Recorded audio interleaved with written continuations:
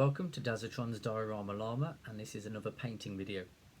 So this one differs slightly from the jagged rock painting tutorial I gave you.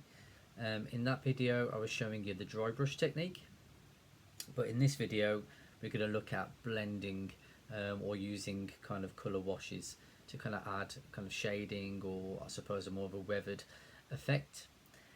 So in future I won't do lots of painting videos because generally these are the two techniques I use. I would only make another painting video if I'm showing you a different technique to those two techniques. So yeah, generally in future I would just show you how to make the diorama and what it looks like at the end once it's been painted. So my despot today is Perra of the Primes Optimus Prime.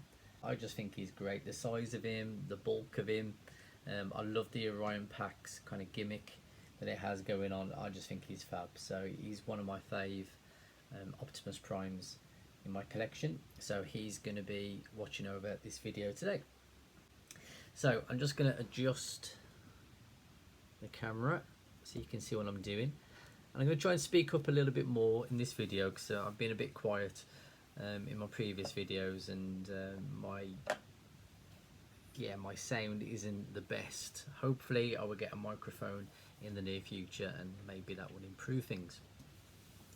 So in terms of equipment for this video, it's the usual. When you're painting you will need some acrylic paints.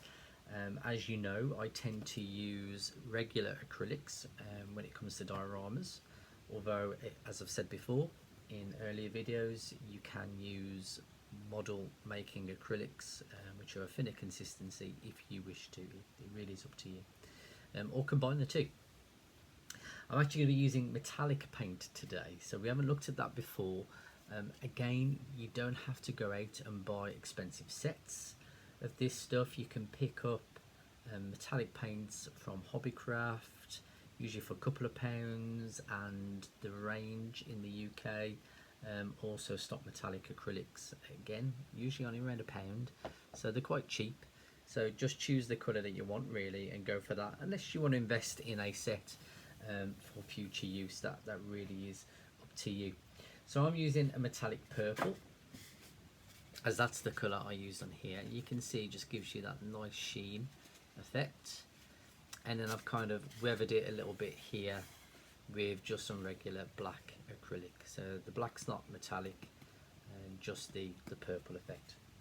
So as you saw in my last video and at the start of this one, I've made a few alterations to this piece just to improve it, and I've added some more detail. Don't know if you can see that, as this has had a black base coat put on it, so it's quite hard to see the details, but it's looking a lot better than what it did. And I've sanded down the filler that I put on there, and you can see that looks a lot neater now. So I think that just looks a lot better. It's not perfect, but as I said before, we don't need it to be perfect. We want it to look like it's been through a few wars. So yeah, that's not a problem. So you'll also need some brushes. Because you're not using the dry brush technique, you can use some better quality brushes, but again, don't pay expensive. And to be honest, anything you've got around the house will do. Flat-ended brush I think works better for covering larger areas like this, whereas these kind of round brushes or detail brushes are better when you want to do just that. You want to add details to your piece. So if I wanted to work back into some of these lines here, then a detail brush should I say, would work much better. I've got the paints I need, so I've got a bit of, actually got quite a lot of black acrylic in there. I'm just going to use the lid because there's enough paint on there to use. You don't need a lot of black, and I've squeezed out a bit of the colour that I've chosen onto a palette. And of course you'll also need just a pot of water and a bit of rag or kitchen towel to wipe your brushes on. So let's get started. Okay, so I'm just going to take the larger of my brushes I'm just going to wet that a little bit. So I'm just adding a bit of water onto the brush, just so it loosens up this paint a little bit more. I'm using it pretty thick, and I'm just going to add it to this middle section here, just so you can see what I'm doing. I'm not going to paint the whole thing right there in front of you because this video would take too long. I'm just going to paint that section so you can see what to do. So yeah, just brushing that on top so you can see it really stands out against the black base coat. Now I don't want it to go into all of these crevices here, and when you apply the paint quite thick that does tend to happen, so just be careful with that. But as I've already said, you can go back into that later with the detail brush,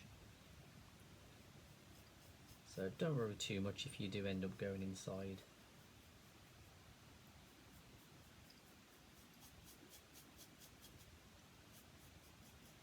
Yeah, to be honest with this, I'm being quite careful at the moment, but you can pretty much just kind of, you know, slap this paint on because you're painting the whole thing purple. You don't have to be that careful, so kind of just get in there really.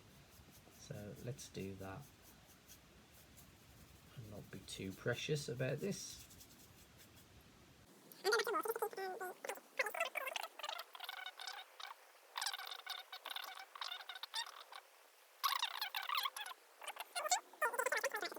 So I'm just going to wash my brush and get the purple off there. Don't worry if you don't get all the purple off your brush, because you're going to go between the two colours. I'm just going to take a little bit of that black so you can see I haven't got a huge amount there.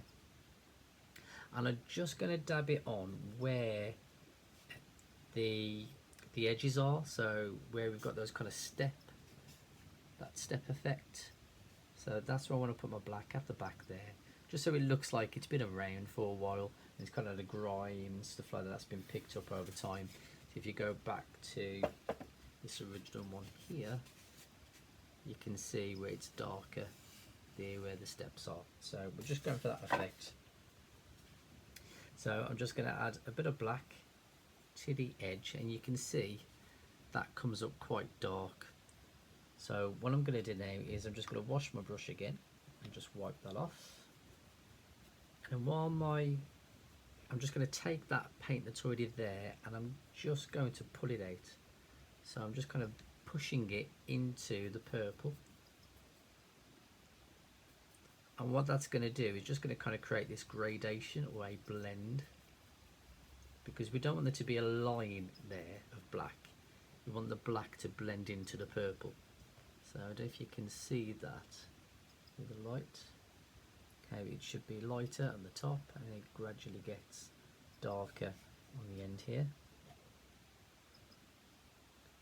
And you could go back and do that again if you want to. If it's not dark enough, you can go back, add a little bit more black, as I've done there, and then just push that out.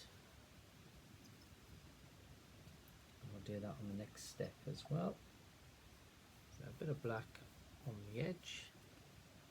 So you can see how it's quite dark. I'm going to put it on first of all, wash off my brush, and then give that a wipe on a rag, and then just use that brush then with no paint on it and just pull out. Let's see if I can just tilt that a bit more. There we go. Just pull that out and blend it into the purple that's already there. Now even if this purple is dry, because you're not adding more paint, it will still give this kind of blended effect. And you can do that around the edges as well. So you can see already on that you're getting a bit of a blend there. Now what I would also do, if you don't have to, but I think it's a good idea, is to take a bit of white and mix that with the purple, and then do the same but from the other side. So we're going to blend the other way instead, and I'll show you how to do that in a moment. And again, that would just kind of give you or exaggerate, if you like, where the highlights and the shadows are. So we're not relying just on a light source to show up the lights and shadows, we're using the paint to exaggerate that effect. So I've got a bit of white acrylic paint on here now. Again, only a really small amount. Be really sparing with your acrylic because it goes a long way, especially if you're paying more expensive for your acrylics. You don't want to waste it. So I'm just going to take a bit of that white there, move it to a clean spot on my palette, take a little bit of the purple, you don't want much at all, and then mix it with that that white there to make a lighter purple. So I'm just going to load up the brush, and then I'm going to wipe that off onto the rag. So I haven't got so much on there. You can still there's enough on there, but it's not blobbing, if that makes sense. It's not kind of gonna get everywhere. So with this one, what I'm going to do is I'm just going to pull towards where the edge of the step is. So I've got my brush coming away from the step. I'm just going to brush along the edge. And again, when you first put this on, you can see that's quite strong. You can see the edges, so you don't want that. So I'm just going to do that on the next one as well. Well, I've got plenty of paint on my brush. And then just like we did with the black, I'm then going to blend that in. So I'm going to wipe off my brush, get a bit of water on there, and just remove most of the paint.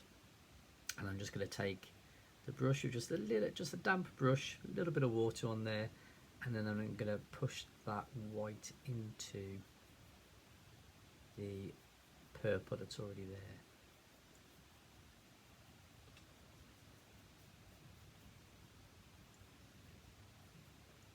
I'll do that on the next step as well. I've already added the paint.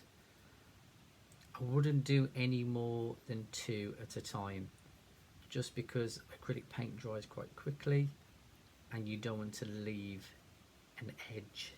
You want to see a blend. So if the paint dries, you will have to paint back over it to kind of get that blend back. So let me just kind of tilt that just so you can see it. So you can see you've got the darker shade at the bottom where it meets the step. You've got the regular purple, if you like, the original colour, and then you've got the lighter shade just on the very edges of the step, and then that just kind of gives you, there we go, that's probably the best angle to see it from. It gives you that kind of gradation effect, and that looks really effective. Okay, so I've finished painting the top of my base, and this is still wet as I speak at the moment. I've also done the bottom there where it kind of bends up, because obviously you will see this at every angle, which is the idea, and it's really important that you do rotate your base and look at it from each angle just to make sure you haven't missed anything and that it works. Because as you display your pieces, it's nice to mix it up, move things around. You can have this facing this way 1 week, another week you could have it facing a different way, and that's what's so nice about these bases. When you make them yourselves, you've got that choice and that flexibility. So what I need to do now is take a detail brush, so as fine a brush as you can get hold of really. You want to thin down your black acrylic. You can, if you get into customizing and making dioramas, you can go around and buy all sorts of stuff that'll help you with that.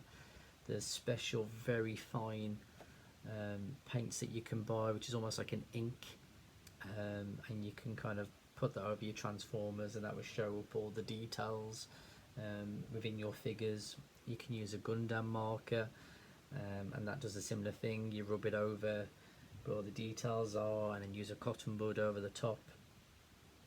But that means going out and buying extra equipment. And the whole point of this channel is about me encouraging you just to have a go with as little equipment as possible, because I don't want there to be any obstacles in your way. I want you to have a go at doing this, because I think you'll get a lot out of it.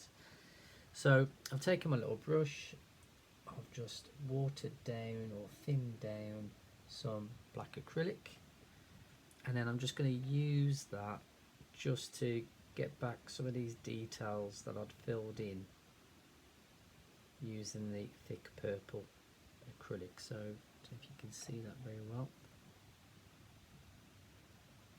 And this is probably the most difficult bit or technique of what I've shown you so far, because it just requires a bit more of a steady hand.